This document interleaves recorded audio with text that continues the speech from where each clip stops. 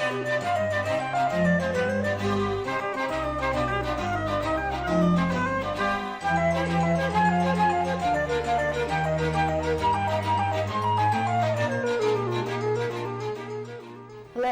welcome to this candidate debate, sponsored by the League of Women Voters of Marin County. I'm Jessica Williams, member of the board of the League of Women Voters. Also with us is Marla Fields of the League of Women Voters as timekeeper. The candidates with us today are running for a 4-year term for 3 seats on the Tamalpais Union High School District. The candidates with us today are Laura Anderson, Chuck Ford, Sheri Mowbray, and Rattet. One candidate, Nancy Malcolm, is unable to join us. I'm going to read a statement submitted by Nancy Malcolm, and then we'll proceed with opening statements. Dear Marin County League of Women Voters, parents, community, and all members of the listening public interested in participating in our democracy. Nancy Malcolm believes that the Tamalpais Union High School District Board needs to reconnect to its source, parents, students, teachers, community, and staff. Nancy Malcolm believes that the communication level needs to increase between these groups. Nancy Malcolm believes board members would broaden their knowledge base by listening to the many varied constituents within this district. Listening and incorporating these voices is what Nancy Malcolm would accomplish as an elected board member. Nancy Malcolm brings firsthand experience and day-to-day knowledge of how schools actually function, having been an employee in the counseling office for 17 years at Redwood High School. Nancy Malcolm acknowledges that research is needed to provide direction for student services offered within the Tam High School District. However, Nancy Malcolm realizes that a research plan of action doesn't always agree with the reality of implementation. Matching the board's vision with the district's mission statement to increase practical student achievement is what Nancy Malcolm would provide as a board member. Nancy Malcolm knows that it takes an entire community to keep our children on the path of growth. By reconnecting with our constituent voices once again and communicating with our students, parents, teachers, community members, and staff, we can ensure a bright future for our youth. Community is paramount to Nancy Malcolm, having lived in the community for over 25 years. She not only worked at Redwood High School, but she also volunteered on leadership and vision committees for many years. She volunteers at Hillside Church in Corte Madera, providing food to the homeless and needy families through shelters in San Rafael. Nancy also volunteers at our local dog park in Sausalito. Nancy Malcolm would be honored if you could vote for her for the Tamalpais Union High School District Board on November 5th. Thank you for your time and attention. Now, the candidates have been invited to make opening statements of 2 minutes. We'll begin with Laura Anderson, and then Chuck Ford, Sheri Mowbray, and Rattet. Laura? Thank you for hosting this event. My name is Laura Anderson. My family moved to Larkspur from Boston 10 years ago, and we looked all over the Bay Area for a place to live. For me, a critical factor was the quality of the public schools. We chose well.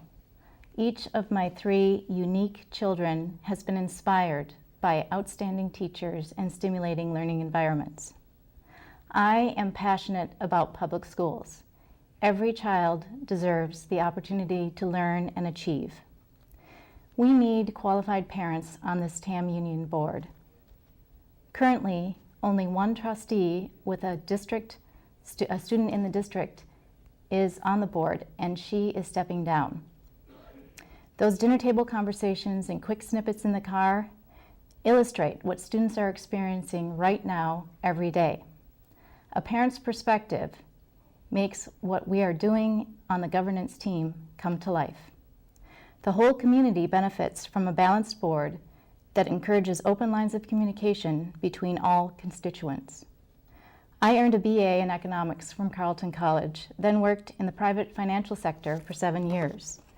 I have a proven leadership record in this community, including board positions at the elementary, middle, and high school sites. Most notably, I co-chaired the 2011 parcel tax renewal campaign for the district. Despite a recession, we won with an impressive 73% yes vote. I fully appreciate how hard it was to secure that $8.8 million a year for the district and recognize our resources are precious.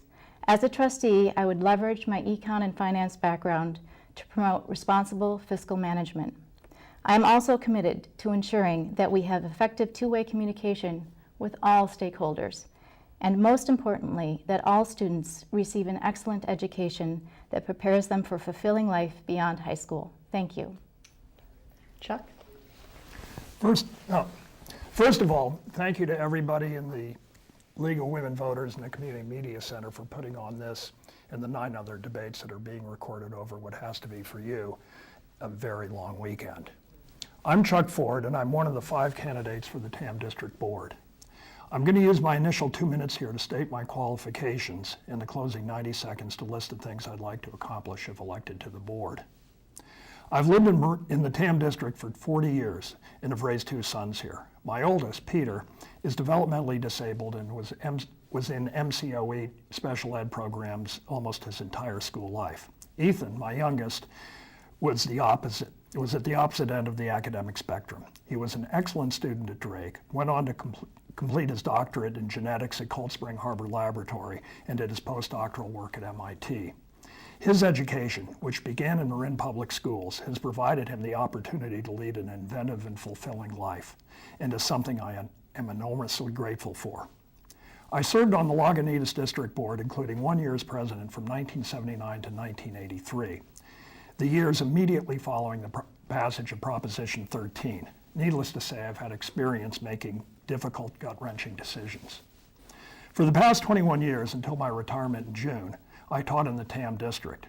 The TEAM program, which I developed over those 21 years, is a model of holistic integrated education and became so popular it now has 3 times as many applicants as it has space for. I've won the Marin County School Boards Association's Golden Bell Award 3 times, once for Outstanding Program and twice, this year most recently, for Outstanding Teacher. I was the Tam District Teacher of the Year in 2003. My candidacy has been endorsed by 1 State of California and 3 Marin County Teachers of the Year, 5 former Tam District Board members, State Senator Mark Leno, Supervisor Steve Kinsey, Katie Rice, and Kate Sears, and former Supervisor Gary Giacomini. I'd be honored to have your vote too. Sheri? Thank you. Hi, I'm Sheri Mowbray, and I'm honored to be here today. Many thanks to the League of Women Voters for sponsoring this debate, and thanks to all of you who are watching. I expect that during today's debate we will be talking a lot about the issues, so I want to take this opening statement time to tell you about who I am and why I'm here. I'm running for a seat on the Tamalpais Union High School District Board of Trustees primarily because I care deeply about public education and about all kids in our community, whether it be a high-achieving student who has their heart set on a prestigious university, or someone who struggles to learn despite their best efforts, or a student with a troubled home life who might have difficulty understanding why school is necessary. I have served on the Larkspur-Corte Madera School Board for the past 6 years, including serving as president for the past 2 years. School governance is complex, and I've devoted a great deal of time becoming educated in best practices in governance and leadership. I understand that as a trustee, I have no real power unless I can collaborate with my colleagues and determine what is best for the district. My years of current board experience make me uniquely qualified for the Tam District trustee position, as I will have a significantly reduced learning curve, at least in terms of governance. In addition to being a trustee, I also run a marketing firm here in Marin. I started the company with an associate 13 years ago and now manage it with my husband. I serve as the CFO and Human Resources Manager, which are both very relevant job skills for a trustee to have because reviewing financials and personnel decisions are critical parts of the trustee job. My most important job, though, is being a mom. As a parent of 2 children in the district, I have a front row seat as to how the program is being delivered to our students. I think it is critical for school boards to include current parents as trustees. Not only do we get a very real perspective for what is going on in the classroom, we are also accessible to other parents for input. I think balance in a board's membership is very important. I look forward to serving the Tam District community as your trustee, and I thank you for your vote. Zev? I'm Zev Rattet. We are blessed with great schools here in Marin. Each of our high schools has its own special character and caters to the diverse needs of our community. We have the great fortune in our district to have excellent teachers and staff and a parent community that has always stepped up to contribute where and when needed. I'm running for a board seat to make a contribution where I have the skills and temperament. I want to help ensure our continued dedication to academic excellence and the individual attention to each and every student. I served 4 years on the Ross Valley School District Board of Trustees. RVSD serves 2,000 students, is comprised of 5 different schools, and includes 2 cities, each of which has its own distinct character. During my tenure on the board, I was charged with overseeing our bond construction projects. I was president of the board during the year that the Waldorf Charter School proposal came before us. I managed this process to allow everyone to put their ideas forward in a thoroughly deliberative and inclusive process. The final board vote was split, but we made it collaboratively and respectfully, and we all stood behind the decision. Prior to serving on the Board of Trustees, I spent 2 years on Brookside Site Council, helped to set up the first computer lab at Brookside School, and was a classroom volunteer for several years. I worked on the TAM District 2002 Facilities Bond campaign. I've been the president of a computer software company and the vice president of finance and administration for a computer hardware company. I developed a multimedia program to reduce teen driving accidents. I've been a resident of Marin for 37 years. My wife and I raised a son who went to school in Ross Valley and the Tamalpais school districts. I am a good listener. I am calm and deliberate. I make common sense decisions and believe in achieving the greatest amount of consensus possible whenever a decision is reached. Thank you. Thank you all.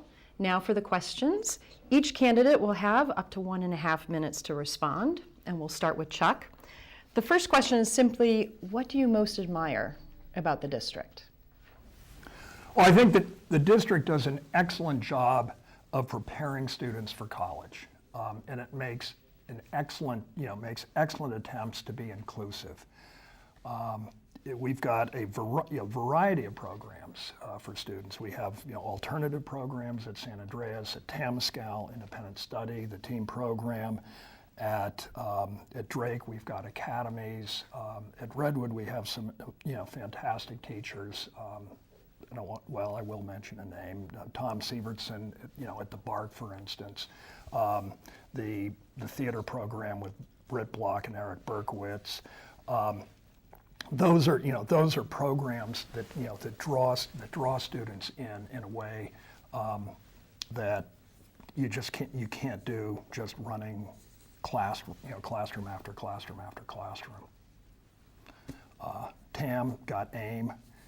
So I think, conservative, the CTE, so there's just some excellent things going on in the schools. Thank you. Sheri? I think there is much to be admired in the TAM district. I think it is by far the most excellent high school district experience that we have in Marin County.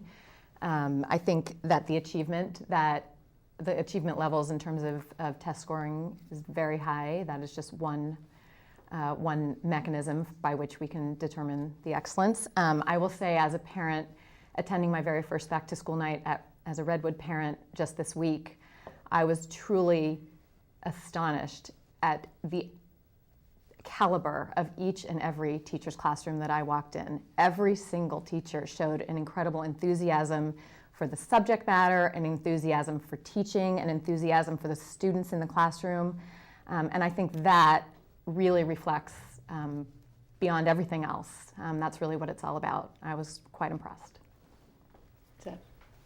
It's hard to say something new after that, but I have to repeat that I think the most impressive thing in our district really is the teaching staff. I believe that we have an extraordinary cadre of teachers, and I've seen them while they're working. My wife is a teacher. She's a French teacher at Redwood High School. I've been very impressed by the same programs really that Chuck mentioned. I think that Britt's work with in drama. My son went to Drake, able to experience the opportunities and the different options that were available for each student there. I'm most impressed with that. We do, in fact, have some very good administrators in our district. We have principals that I hold in high regard. I don't really think I have much more to add. It's pretty much been said. Thank you. Laura? It's tough being the last one because everyone else has covered it pretty well. The first thing that came to my head was the teachers in the district. We have over 240 of them, and I too went to back to school night on, Thursday, and I actually sat in one of my daughter's classrooms, and the teacher, who was very engaged and funny, and as he was teaching us a lesson, he referred to himself as a youth developer. And I thought, that is such an apt term for all of our teachers. They are helping us develop our students into engaged and active citizens. And that is what makes this district really unique and one to be admired. Those programs that my colleagues mentioned, I have kids at Redwood, so I'm getting to know the other schools better during this process. And one thing that I learned about Drake is that they have smaller learning communities. That's fascinating to me, and I think that's fabulous. There's something for everyone in this district, and that can't be said for all districts across Marin. I think I'm going to end there and not babble on. I think I'm done. All right, well, considering you all mentioned teachers, let me ask, how do you think teachers should be evaluated? I'm going to start with you, Sheri. The teacher evaluation process has been a subject of great debate in the past few years, both in the state of California as well as across the country, and I think it's a good debate to be had. I think it's very important that there be a process by which we evaluate teachers. I think that it's also important that we do it within the context of the collective bargaining that the district must do with the teachers union, so it has to be a collaborative effort. I support that. I think that there's one of the big debates is whether or not to use test scores as a measure. And I personally support the use of test scores as a measure as part of a system of multiple measures. I do not think that test scores ought to be the only measure. I think that is ridiculous. That's not what we're all about here. But I do think that it's really important for everyone in our learning community to be constantly trying to better themselves, whether it's teachers or administrators. And I think we can all learn, and I think teachers can learn from a good evaluation process that includes input, not only from administration, but perhaps from colleagues and certainly from students, and possibly even from parents in terms of how it's all going. Well, there are a lot of measures you can try to use to apply to teachers. Probably the one that concerns me most is the idea that you would use objective test scores on a particular given teacher's performance to try to determine whether or not they're a good teacher or not. Test scores are a pretty good measure of whether the school is doing its job. I don't think it's an effective way of measuring an individual teacher. It's much more of a team effort than that. I think that teachers need a multiple way of evaluating them. It should be done through administrators, through their own peers, other teachers. Students' evaluation should count as well. I think it's a pretty complex process. Obviously, it should respect whatever contracts we've engaged in, whatever our relationship is with our teacher unions and how we should approach this topic. But it's a very difficult topic. We should do our best to evaluate, and we should use as many measures as we can apply. Teacher evaluations. So I have never had to evaluate a teacher. This would be something new for me on a board. I have evaluated, in my professional experience, employees of mine. I know that the TAM district is, this year, we're up for contract negotiations with the teachers. And I believe that entails 2 members of the governance team and the TAM Federation of Teachers president. And there will be lots of back and forth and discussion about what we need to do to make sure everybody's happy, if that can happen. I don't want to be Pollyanna-ish about that. I too think that teachers should be evaluated across many levels. The standardized test scores are just one factor, but I don't want our teachers who are excellent to feel that that is the only thing that we would use as a governance team to evaluate their performance. We need to keep the qualified teachers that we have in this district and retain them, make them as happy as possible. So I view this contract negotiation as an integral part of the upcoming year for this board. Thank you. Well, I'm going to put the contract aside. But at teacher evaluation, as we practice it now in the district, you have an administrator come in 1, 2, maybe 3 days, observe a teacher. Notice is given in advance. Like a minister who, every minister has one good sermon. Every teacher's got a bunch of good lesson plans. So I don't think, what we're doing now is really effective evaluation. There's some value in tests, but I think the value lies mostly to the teacher. For instance, when the STAR test first came out, one of the courses I teach is United States history, and I got the results back, and the kids had done poorly in one particular area, or I wouldn't say poorly, just didn't do nearly as well as they did in the other areas. And it was, to me, I need to fix that. They don't know the progressive era very well at all. So there was utility in that. But the problem with the tests is that you're dealing with such a small sample size that you might get a really low score on your first period class and a very high score in your third period class, depending on who you have. Or one year you may have not very good students, another year brilliant students, and it really doesn't say much about what your teaching is. I mean, are you bad the first period and amazing the third period? That's just not the way it works in reality. Thank you. All right, this next question will start with Zev. What do you think of the district's current preparations for the future enrollment growth, and are there any changes you would make? Well, this is a pretty tough one on most of the teachers that are there. Obviously, what they've had to do is teachers have begun to share classrooms in order to accommodate the larger student populations. It's a necessary, I think essentially there's not much you can do in such a short term on a problem like this. In order to expand the facilities to accommodate more students, it takes years to deal with the expansion of facilities. And student growth, we went through a period not so long ago where student enrollment was dropping dramatically over a period of time, and all the discussion for 5-6 years was centered around, what are we going to do when we don't have enough kids to fill our classrooms? And now, of course, there's been a reversal. Now we've got growth that looks like it's going to run for quite a while now.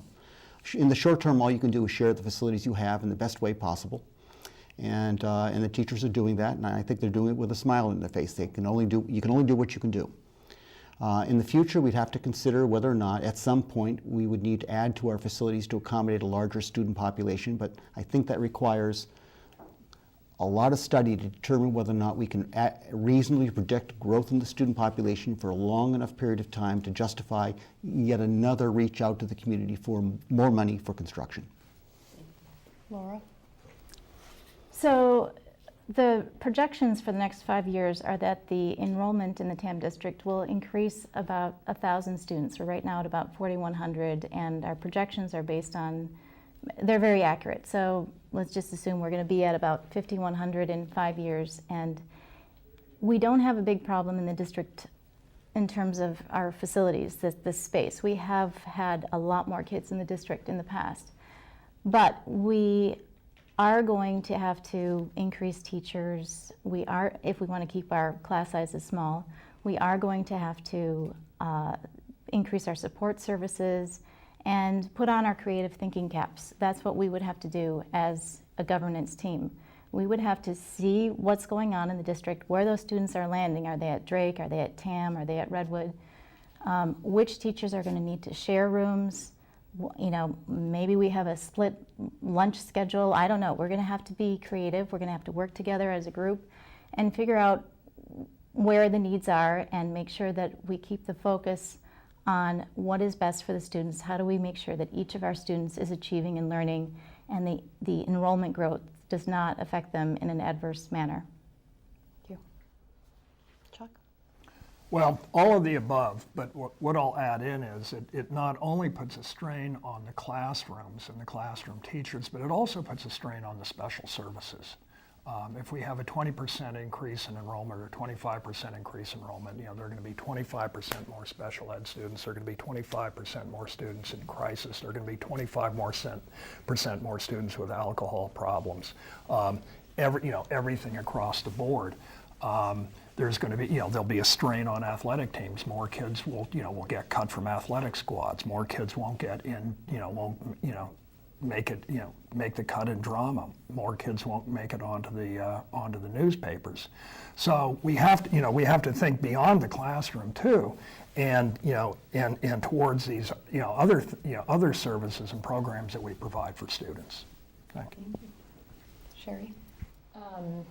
Most everything has already been covered. I do know one thing that the district is looking at, which I think is wise, is looking at sort of rejiggering how they budget, how the district budgets, and starting with a zero-based budget, meaning that most school districts, including this one, budget based on they look at last year and they look at what the projection is in terms of are they going to have more revenue or less revenue, more students, fewer students, and then adjust based on last year. And I know that the TAM district's intent now is to look at, for next year, a zero-based budget, starting at zero, looking at what do we need in order to provide an outstanding education and provide what each student at each of our sites needs, and go from there. I like that approach. I think that makes sense. I think it's very important that the district keep its eye on the ball in this particular arena. I think it's really the greatest challenge that the district has right now from a fiscal standpoint. I know that the facilities that we have can accommodate the projections for the increase. It's not impossible for us to be able to house the number of students that we project to come, but as all three of my colleagues have said, there's going to need to be a lot of creative problem solving, some rolling up of sleeves, some sharing. And I don't necessarily always think that's a bad thing. I think that we're in an era of collaboration, and collaboration often brings about really great things and idea sharing. So Sheri brought up finances, and that leads to my next question, which is, what do you think of the district's finances? Are there efficiencies you think that could free up more resources? Any other comments you might want to make on the finances? And we'll start with you, Laura. Of course, I get the finance question. So I have read through the district budget in preparation for this campaign, but that doesn't mean I understand everything completely. What I have seen after working with the superintendent for the parcel tax campaign I ran 2 years ago is that this district is run well financially. T's are crossed and I's are dotted. I think that the priorities that the governance team, the board and the superintendent have established make sure that our priority is always with educating each of our students in the best way possible. So our finances are, aligned with our strategic priorities as they should be. As in terms of where we can be more efficient, without knowing very many details, I can't answer that question effectively, other than to say that I did go to a workshop for candidates, and one thing that we talked about was how to share resources among other districts in Marin County, and I would be looking at that as a board member, how we can be most efficient and effective with the resources that we have. Thank you. But school budgets are a pure reflection of a school's priorities. That's where the priorities are absolutely reflected in the budget. I think in the TAM district it is very well managed fiscally, and I think it has been for many, many, many years. And when you look at other school districts in the state of California, it's just shocking how bad some schools are and how good the TAM district is. That said, the one place I would look to free some money up is that, at least in my opinion, we spend an inordinate amount of money on outside consultants, outside curricular consultants, and conferences. Hundreds and hundreds and hundreds of thousands of years, millions of dollars over the past several years. I would kick some of that money loose and provide direct services for students. I think what we're doing in a sense is spending a lot of money talking about and thinking about helping students when we could be spending that money actually helping students. Thank you. Sheri? Once again, I agree with my colleagues and think that the TAM district financially is very, very well managed and well run. I think that, as has been said, that the budget is a direct reflection of the strategic priorities of the district, and that really is the way that the budget has been managed. I am a conservative person financially, both personally and professionally, and in the current district in Larkspur, Corte Madera. I think it's really important that the district be very careful with its finances, and I really do think that that's the way that the TAM district budget has been run. I'm satisfied. I hate to completely agree with what Sheri just said, but I'm also a fiscally very conservative person, and it was very impressive that just a few years ago, when there was a terrible problem fiscally for everyone in the state, we were able to, see, it's our district, right? We were able to keep our teaching staff despite the downturn in the economy, because we ran our ship very well. Fiscally, we were very tight. We keep a nice large reserve, and we were able to keep our staff. It's that kind of fiscal management that has been going on for years now, and which I would expect to continue. I have not studied the finances enough at this point in time to make any specific recommendations regarding how I would save money. Thank you. Okay. This next question, we're going to start with Chuck, and let's move to a little bit more of a curricular focus. We'd like to hear about how you think the Common Core standards could be most effectively implemented in the district. Well, I think the Common Core, the good part of it is it addresses higher order thinking skills, application, analysis, synthesis, evaluation, and it moves us away from simple knowledge and comprehension. Truth is, I don't think it's going to make much of a change in the TAM district, because that's where we've always been going anyway. So I think with the day-to-day practices of just about all of the teachers in the district, we're already there, because we're looking at that higher end. We're looking at application, analysis, evaluation, synthesis, all of that stuff. So I don't, that's the good part of the Common Core, and I don't think it's really going to effectively change much of what we do. That said, the Common Core is itself a kind of faith-based initiative, in the sense that it has never been road tested anywhere.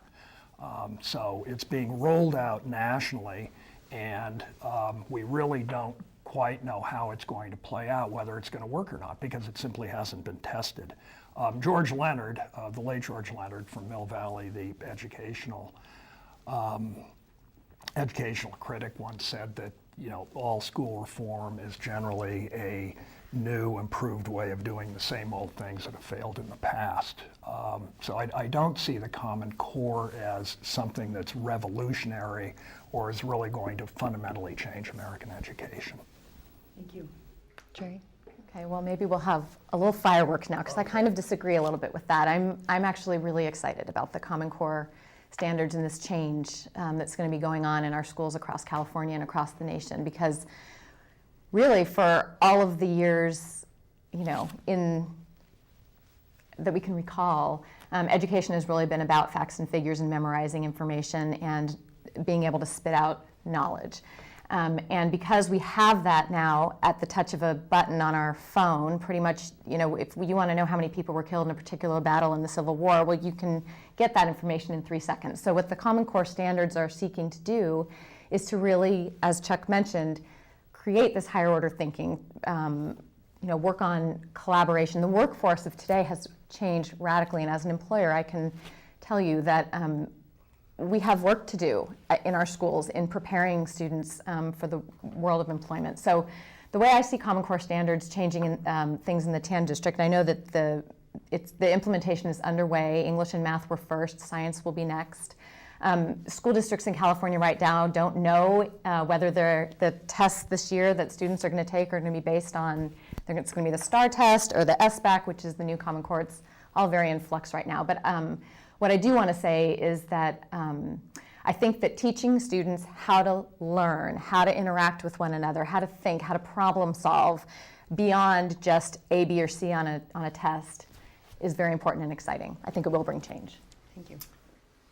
Well, certainly, for many years, certainly the K-8 districts, we've been working on project-based learning, and I think it addresses the sort of issues that Sheri is referring to, which is the idea that you're supposed to be able to use the information and use it collaboratively, et cetera. But I think one of the benefits of the pursuit of a common set of standards of what we expect to be outcomes for any given amount of whatever we're trying to teach our students is really a commendable goal. And it also has the benefits within our district of bringing the teachers together from all the different schools with their leadership to develop a cohesive and at least a cohesive idea of what it is we're all trying to accomplish, so that our students, whichever schools they go to, we can be relatively assured that they'll accomplish at least those things that we expect those courses to deliver. There. Laura? So I get to clean up on this one, and the Common Core standards, I'm so excited that they are coming our way. I think that's what our students need to, that's where the focus needs to be. And the past couple years, that's where our professional development dollars have gone towards, is to give our teachers some tools so that they feel more comfortable about how to implement the new Common Core standards into our curriculum. And as Zev said, they're working together collaboratively at the site and district level by department to determine, what we want our kids to be able to learn, what our goals are, how we're going to assess whether they're learning and mastering those skills. And then if they aren't, how we need to intervene and pick up those kids that are struggling and help the kids that, for which it's not a big deal. They need more challenge. So for me, to answer this question, I would say that the changes that I foresee are that we will continue to need to support our teachers and staff as they try to implement the Common Core standards and make them line up with what our focus is as a board, which is to educate all kids, no matter where they start from, and make them feel like it's okay to take risks, and that we will support them as a governance team. We'll work together and make it happen. Thank you. All right, we'll stay in the classroom a little longer. What criteria would you use to judge student progress? We'll start with you, Sheri. Okay. What criteria would we use to judge student progress? Well, I think I have to really give this some thought. I hadn't thought about this question exactly this way. I mean, I think that it will always be up to the teacher, really, to let us know how students are doing, how they're progressing against what is being taught in the classroom. I guess this doesn't exactly answer the question, but one area that I'm sort of excited about and hope that the TAM district will continue to push forward in is bringing more technology into the classroom, because I think not technology just for technology's sake, but technology for the sake of being able to give each student an individualized learning plan, so that you might have 30 students in a classroom and their needs are very different and their strengths are very different and the areas that they need help on are very different. And I think that the use of technology can actually really help evaluate a student's progress and help a teacher to direct the learning into what the student really needs help with. But I think ultimately, always, the best measure of a student's progress is always going to really come from the teacher. I certainly have to agree that the teacher is the basic, is the basic fountainhead of that kind of information. You can measure a student through various objective means, but those things happen infrequently and only once in a while. The ongoing measure of a child has to be done by the teacher in real time with enough. I guess it's really up to the quality of our teachers, and I have a great deal of faith and confidence in the quality of our teaching staff. I know one particularly well myself, and it's really, I don't know anyone else can do it. And how should the teacher specifically evaluate the children in their class? Well, I think that's a function of what is the subject matter. What does the class composition look like there, and what are the best measures that teacher can determine are the best ways to assess the progress of their students. I think we have to rely upon the professionals we hired to do this job, to do it well, and to keep our students on track.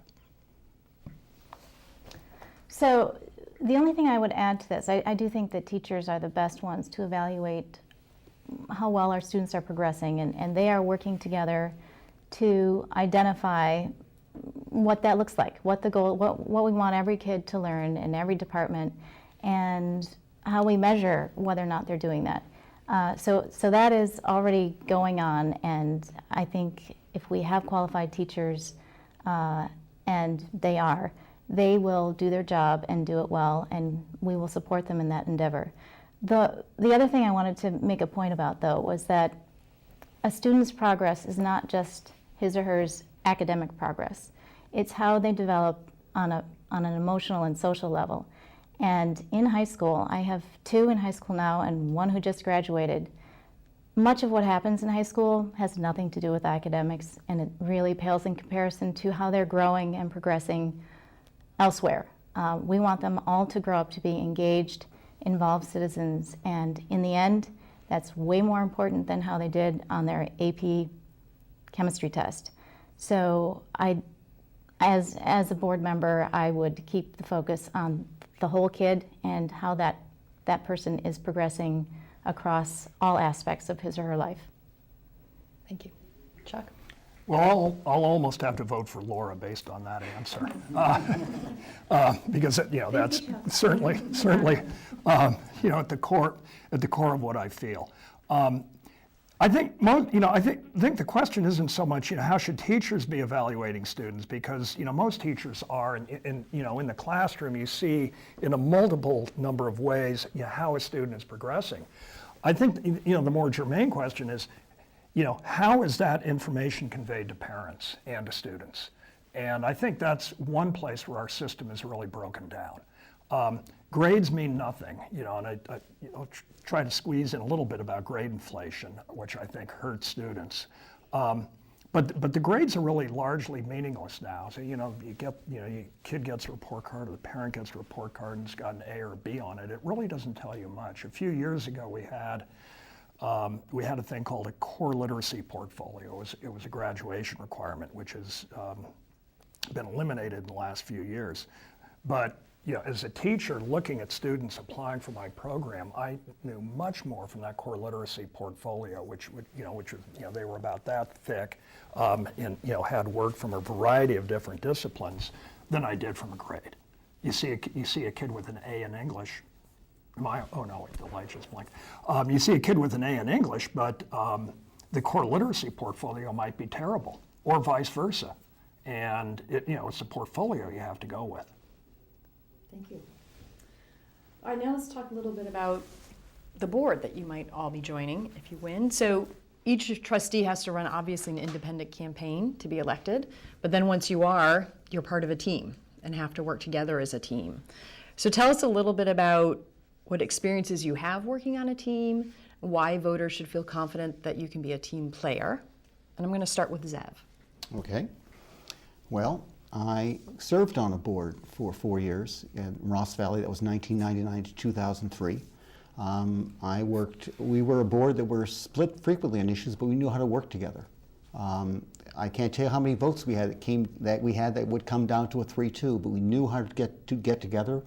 We knew how to make the kind of the kind of decision that we could feel comfortable with. We were very careful about being collaborative with each other, but we were also very inclusive with the community that we served. We ran very long board meetings, sometimes interminably long. It was not unusual to find ourselves, starting our board at 7 and going home close to midnight, because we took the time to talk things through very, very carefully. We get along famously well. I have the endorsement of all the board members with whom I served. It was, for me, such a positive experience working collaboratively with my board that I'm interested and willing to do it again. I feel like I have a lot of experience working as a team member and being a team player. And I'm not even talking about when I was the coach of a CYO girls basketball team for 3 years. I had to demonstrate how to be teammates then. That was a long time ago.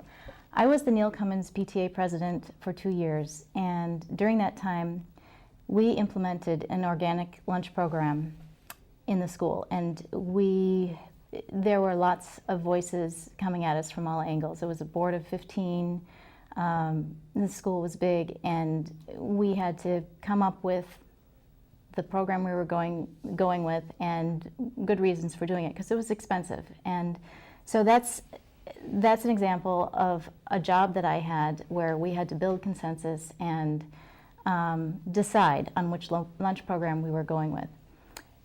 I ran the 2011 parcel tax renewal campaign for this district, and I sat at the head of a board, it was actually my dining room table, and there were high-powered people at this table with, all of them had been leaders and our leaders in the community.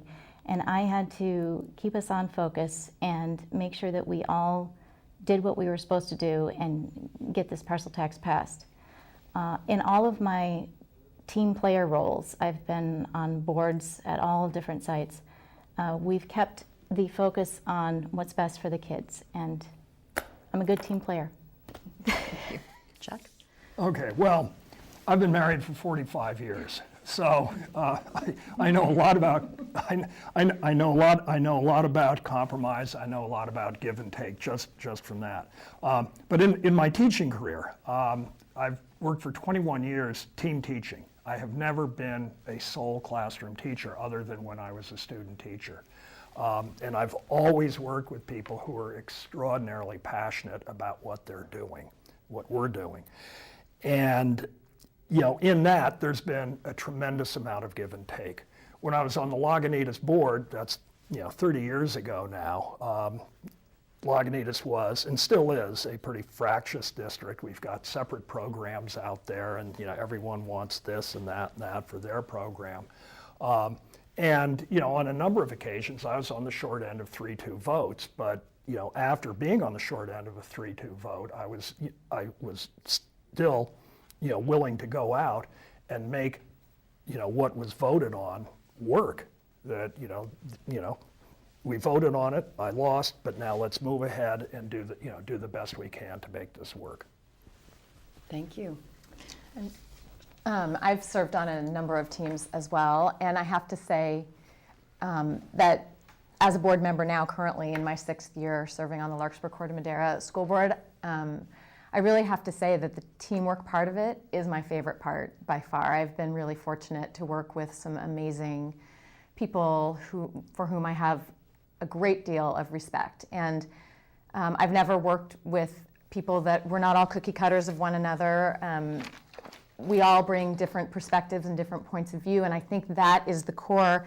School board membership is really it's the core of our democracy, the opportunity to serve on a board like this. We are seeking to represent our community, to make decisions about our public schools, which the public schools are the essence of what we're all about, what matters in our communities. And I really love the teamwork. I love the compromise. I enjoy the opportunity to, the board that I've been on in all of its iterations, because in 6 years there have been people coming on and off, we have had some very, very contentious issues. We passed a parcel tax that was a bit unique in its makeup. We passed a bond measure. We're getting ready in Larkspur-Corte Madera to open a new elementary school next year, and we've just rebuilt Neil Cummins Elementary. It has been one difficult conversation after another, and yet we've had 5 individuals coming from 5 different points of view, and we generally do have 5-0 votes. And it's not because we are all cookie cutters, it's because we compromise. And I think that's critically important on a board, the art of compromise. Thank you. Well, so we've actually run out of time. That was our last question. And before the candidates make their closing statements, I want to give you some important dates, the viewers. Election Day is Tuesday, November 5th. The last day to register to vote is October 22nd. That's 2 weeks before the election, or to re-register if you've already moved since you last voted. Requests for absentee ballots must be received by Elections Department by October 28th, 1 week before the election. And early voting opens at the Civic Center, room 121, on October 7th. If you go to the League's smartvoter.org website and enter your street address and zip code, you'll be able to see your own ballot with links to the candidates, issues, ballot measures, and information about the voting process itself. In addition, our website, Marin, LWV.org, has many other online resources for voters, including all of the debates that we're recording now. And you can research facts and campaign financial information there as well. Now, the candidates will make closing statements of 1.5 minutes, and we'll do it the reverse from the opening order. So we're going to start with Zev, and then it'll be Sheri, Chuck, and Laura. Zev? Thank you. Our schools exist to provide the education and tools our children need to become happy, successful citizens. Teachers, administrators, support staff, parents, and the community at large all work together towards this end. Every stakeholder's voice should be heard before any decision is taken. but all decisions must be based on what is best for all children and that we ensure we use our limited resources fairly and equitably. We must always respect the professionals charged with executing our goals and the parents of children we serve. And we should never forget that there's more than one right way to do something. I close by reading the endorsement sent to me by Pat Davis, the former superintendent for Ross Valley. She says, "When I was superintendent of the Ross Valley School District, Zev Rattet served on the school board. He was an outstanding board member. He studied the issues, asked great questions, worked well with others, and always listened to the ideas and concerns of staff, parents, and community members. Zev was committed to improving programs for all children, but only to making changes if changes were warranted. Zev understood his role as a board member. He had no hidden agendas. You could count on Zev to deal directly and truthfully with you when he had concerns. Zev is the kind of person you want to serve. Without hesitation, I strongly endorse him as a candidate for the Tamalpais School Board. That is the kind of board member I will become if elected. Thank you." Thank you. So in closing, I hope that I have shown that I have a great depth of understanding and knowledge about public school governance and that I have genuine passion for kids and education. If elected to the TAM District Board, constituents would find me to be an independent thinker. I am not afraid to question things that do not make sense. I believe that is our job as trustees. I also strongly believe that meaningful, consistent, two-way communication is essential to a high-functioning governance team. I am committed to this as a trustee if elected to the TAM District Board. I'm a parent of 2 freshman girls. I think it is absolutely imperative that the board's membership includes parent members. Parents are the ones with a front row seat as to what is really happening in our high schools. We also have the most to gain and the most to lose with regard to the functionality and direction of the district. The only parent member of the TAM District's current board will be leaving after this year. I implore voters to give special consideration to those of us running who are parents. The parent voice must be heard and there must be balance on the board. Thanks again to the League of Women Voters for hosting this debate, and I thank those of you watching in advance for your vote. I look forward to the opportunity to serve the Tamalpais Union High School District community. Thank you. Chuck? Hi. If elected, this is what I, as the only professional educator serving, would like to accomplish. 1, raise a level of staff morale and confidence in the board and administration, which is at a 30-year low. Only 22% of teachers are satisfied with the climate in or the direction of the district, and only 16% are satisfied with the administration and 15% with the board. I think this is fixable, and I believe that as a teacher, former school board member, and parent, I'm uniquely placed to address this issue. 2, provide more larger world out of the classroom experiences for students, including summer opportunities for low-income and minority students. Done right, this is not cheap, but here's where some of the money can come from. 3, direct much of the hundreds of thousands of dollars we spend each year on outside curricular consultants and conferences to direct services for students. The level of expenditure here is scandalous. This is now millions of dollars that we've spent thinking and talking about helping students rather than helping them. And 4, begin discussions about grade inflation and the relatively low academic performance of boys. Grade inflation has reached a level where it hurts students. It has implications far beyond this district, and it's not something we in the TAM district can immediately fix because it has implications far beyond this, particularly in terms of, of college acceptance. And finally, the low performance of boys is the elephant in our living room. And it is something we can address locally, and it's something we can do something about definitively here and now. Thank you. Thank you. Laura? My most important role is, and always will be, mom. One of my responsibilities is to be a decent role model.